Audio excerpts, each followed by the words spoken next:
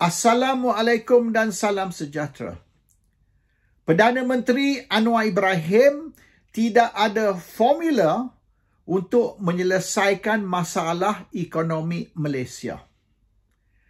Kalau kita kaji kenyataan-kenyataan yang dikeluarkan oleh Anwar, termasuk hari ini di Parlimen, nampaknya Anwar ni penuh dengan hasrat dan matlamat. Selain dari hasrat dan matlamat, dia punya action plan, dia punya blueprint, tidak ada. Dengan kata kita nak buat ni, kita nak buat tu, kita berhasrat nak buat ni, kita ada matlamat nak buat tu, tidak cukup. How? When? Who?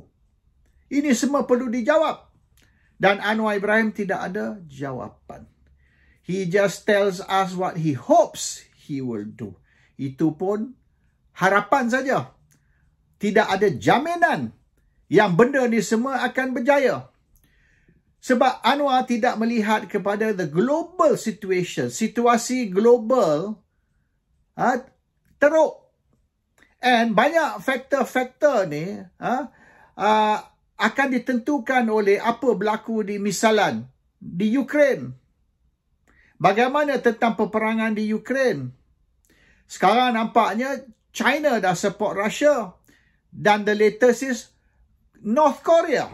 Korea Utara juga support Russia. So kalau kita ada satu gabungan baru di mana Russia, China, North Korea dan mungkin beberapa lagi negara lain termasuk negara Arab yang akan bersama Russia, maka ini akan bukan saja menyebabkan peperangan tu berterusan, tapi lebih ramai akan terlibat di dalam peperangan dari negara Eropah untuk membantu NATO. The cost of the war is very high. Dan apabila perbelanjaan ditumpu kepada peperangan dan bukan kepada masalah rakyat, maka the global economy akan bertambah teruk. Dan ini akan menyebabkan ekonomi Malaysia juga akan bertambah teruk. Rakyat akan lebih menderita. Rakyat akan menghadapi lebih banyak kesusahan dan kesukaran. What is Anwar's formula? Sebab formula dia ni, formula Anwar ni perlu mengambil kira the global situation. Situasi seluruh dunia. Di Eropah misalnya, di England juga, di Amerika, syarikat-syarikat yang menghadapi bankruptcy banyak. Hari-hari kita dengar cerita syarikat inilah, syarikat itu terpaksa tutup, syarikat besar ni. Di mana mereka ada kadang-kadang sampai beribu-ribu kedai. Dan di mana akan menyebabkan orang hilang kerja sampai berpuluh ribu. 10,000, 20,000 rakyat akan kehilangan kerja kerana syarikat tutup. Ini semua akan ada efek. Walaupun benda ni berlaku di Amerika atau berlaku di England. Tapi dia punya blowback tu akan ada. Sebab apabila syarikat-syarikat tu menyebabkan orang ramai tidak ada pekerjaan, maka kedudukan kewangan mereka akan terjejas, mereka tidak ada buying power. Bila tidak ada buying power, maka ekspor Malaysia pun akan kena efek, terjejas. Kita ni ekspor kepada negara barat, kepada Jepun dan kita dan Amerika, dan kita berharap ekspor kita ni sekiranya menurun, ia akan menjejaskan ekonomi Malaysia, bermaknanya rakyat Malaysia juga akan suffer. So this is the problem. Apabila satu syarikat besar di England yang mempunyai 10,000 pekerja tutup, di Malaysia ni kita terasa when they sneeze, we catch a cold. This is globalization. Kita tidak boleh kata, itu problem Amerika, itu problem England. Kalau syarikat mereka tutup pun berpuluh-puluh. Kalau berpuluh-puluh ribu, rakyat mereka sudah tidak ada pekerjaan. Tak kena-mengena dengan kita. No. Dia akan ada efek. Sebab ini bermaknanya sekarang export market kita ni sudah shrink. Export market, pasaran ekspor kita ni sudah jadi kecil. Bila ekspor market jadi kecil, ekspor kita menurun. Bila ekspor menurun, syarikat-syarikat tidak yang syarikat pengeluaran, manufacturing company kena reduce dia punya production, bermaknanya keuntungan pun dah turun, jumlah pekerja yang dia orang perlu pun kurang. So rakyat Malaysia menompang kesusahan, menompang menderita. Peristiwa yang berlaku di barat, di Amerika, di England dan sebagainya. This is going to have a global effect. So, macam tahun 20-an dulu. Even tahun 80-an dulu kalau kita ingat. Dan tahun 90-an. Tahun 20-an, tahun 80-an, tahun 90-an. The three major recessions. Di mana dia start di negara barat. Tapi dia effect dia sampai ke Malaysia. So, sekarang ni, kita tengok kerajaan yang ada, Perdana Menteri Anwar Ibrahim, they have no clue. They are clueless. Dia tidak ada idea. Because we are talking now, managing economy in a crisis. Tak apa masa Mahathir dulu. Mahathir was managing economy in a booming situation. Bila ekonomi dunia boom, dan kita, maknanya pengeluaran kita meningkat kerana demand meningkat, it's very easy to manage a booming economy. Macam Mahathir dulu. Tapi kalau nak manage ekonomi in crisis, macam sekarang, Mahathir pun akan menghadapi kesusahan. Dan Anwar lebih lagi. Anwar has no clue. We are not talking about taking off.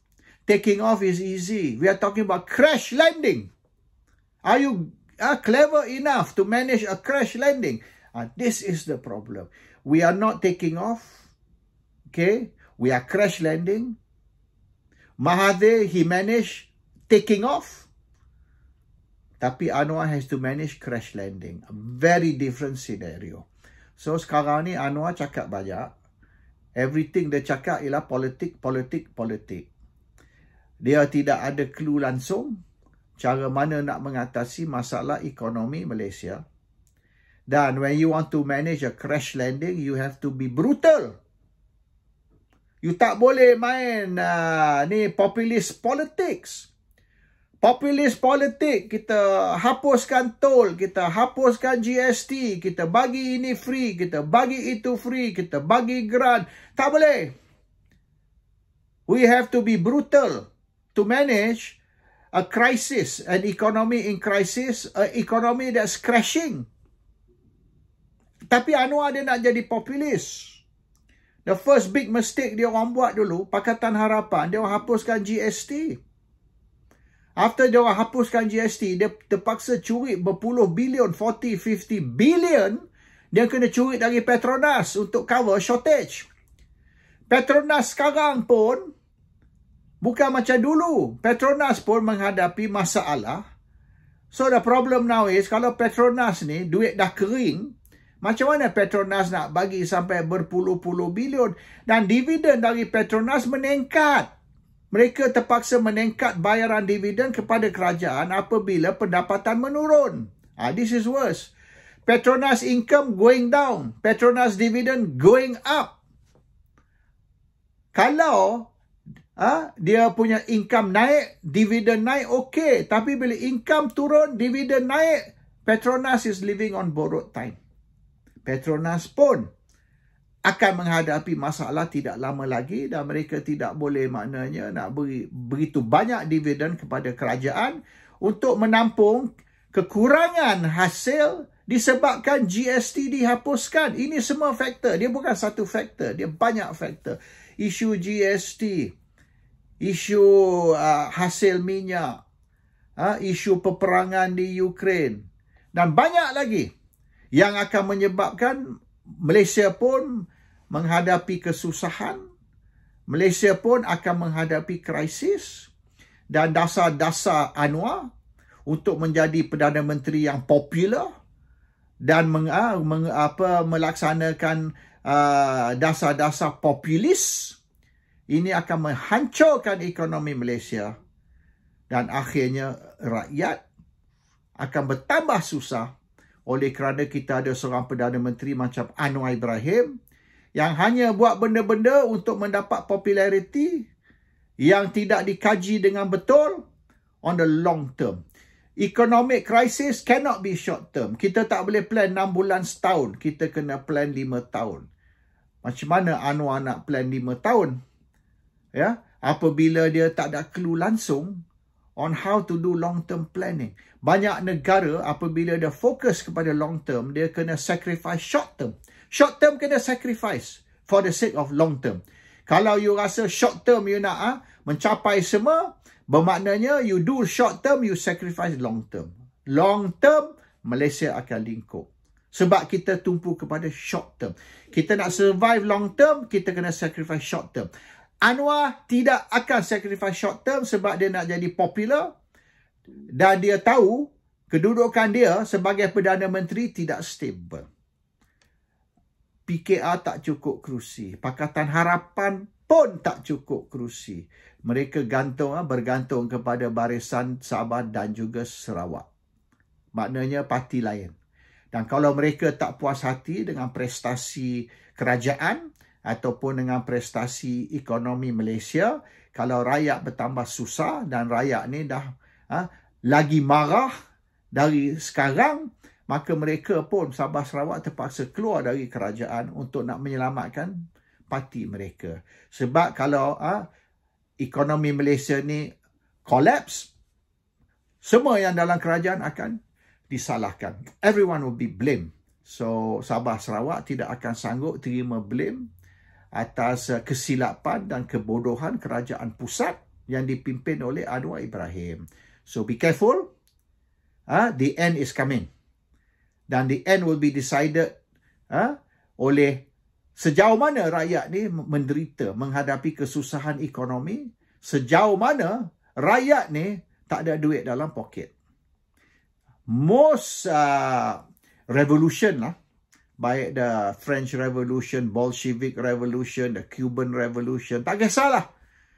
Buat kajian 100 tahun ni, 100 years of revolution. Semua boleh dikatakan yang trigger revolution ni apabila rakyat lapar. When the people are hungry, okay, that's when it happens. A revolution always starts on an empty stomach. Sekarang ni rakyat Malaysia dah ramai menuju kepada empty stomach. And when that happens, the first victim to go is the government. Assalamualaikum. Salam sejahtera.